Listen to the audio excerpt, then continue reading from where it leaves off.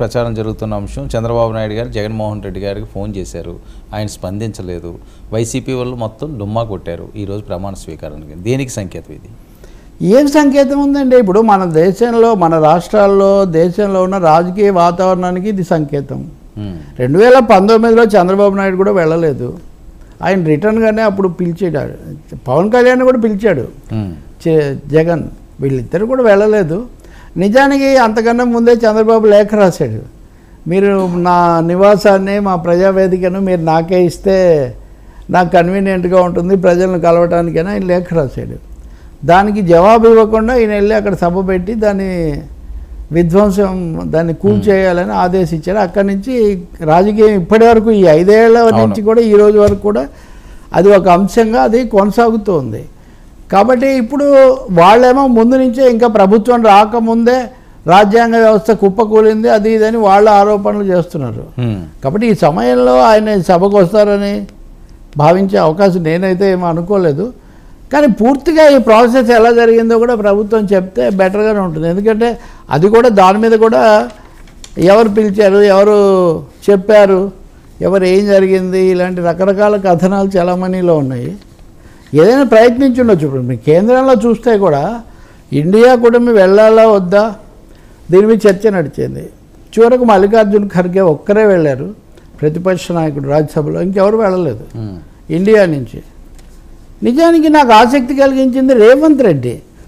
తెలంగాణ ముఖ్యమంత్రి రేవంత్ రెడ్డి చంద్రబాబు పిలిస్తే వెళ్తాను అని బహిరంగంగానే ఆయన కమిట్ అయ్యారు మీడియాలో.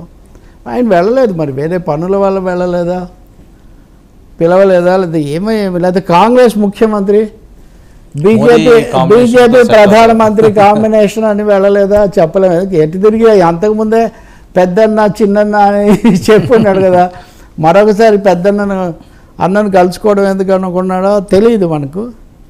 సో అది కూడా ఒకటి ఉంది. రేవంత్ రెడ్డి వెళ్ళుంటే నిజానికి బాగానే ఉండేది. 2 తెలుగు రాష్ట్రాలు 10 ఏళ్ళు అయిపోయి, గతసారి కేసీఆర్ వెళ్ళారు కదా, ఇప్పుడు ఇది నిజంగానే గురుతుల్యుడు కదా ఈయనకైన. అవును.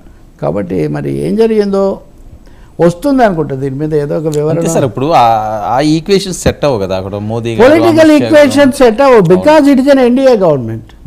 అది రేవంత్ రెడ్డి రాజకీయ భవిష్యత్తుకు మటుకు ఎన్డీఏ గవర్నమెంట్ ప్రారంభానికి వెళ్ళి, అంటే రాజకీయాలకు వాస్తవాలకు తేడా ఇక్కడే ఉంటుంది వర్మ. అవును.